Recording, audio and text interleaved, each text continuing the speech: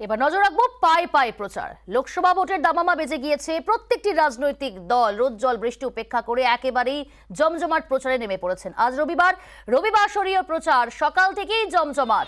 সকালে চেতলায় প্রচারে কলকাতা দক্ষিণের বাম প্রার্থী সাইরা সাহাল।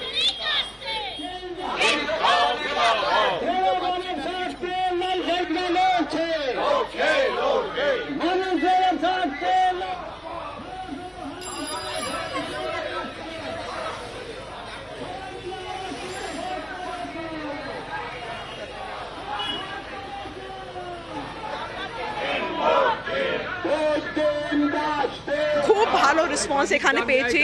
মানুষের পরিবর্তন চায়, দুর্নীতি চলছে আপনি দেখছেন, সাম্প্রদায়িকতা শাসন করছেন, মানুষের উন্নতি চায়, আর কিছু নাই চায়।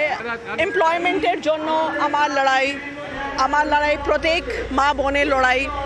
তো মানুষের একটা অনেস্ট ক্যান্ডিডেট চায়, educated candidate চায়, and I'm very confident that people will like my candidature and overturn Trinamool Congress's rule here because they want an alternative this time.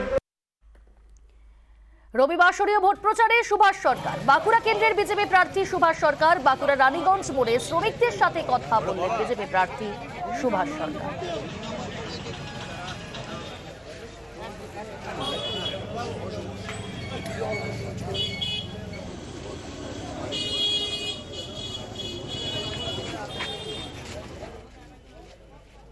পশ্চিমবঙ্গে শিল্প নেই, তার ফলে মানুষের কাজের সুযোগ অত্যন্ত কম। তাই আজকে এনাদের সঙ্গে দেখা করে যেটা বলতে এলাম যে প্রধানমন্ত্রী বিশ্বকর্মা স্কিমে যে দিয়েছেন সেই স্কিমে প্রত্যেকে যেন নিজের নাম এন্ট্রি করে। মথুরাপুরে প্রচারে আইএসএফ প্রার্থী অজয় কুমার দাস। কল্পিতে দলীয় কর্মী সম্মেলনের পর প্রচারে বেরোন তিনি।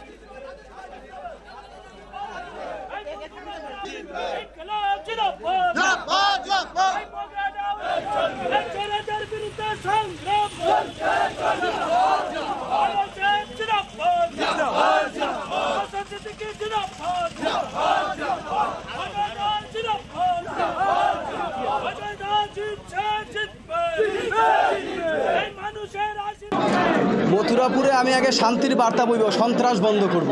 এখানে প্রচুর সন্ত্রাস হয় ভোটের সময়, মানুষজন ঘর ছাড়া রয়েছেন, এই সন্ত্রাস বন্ধ করব, এখানকার উন্নয়ন করব।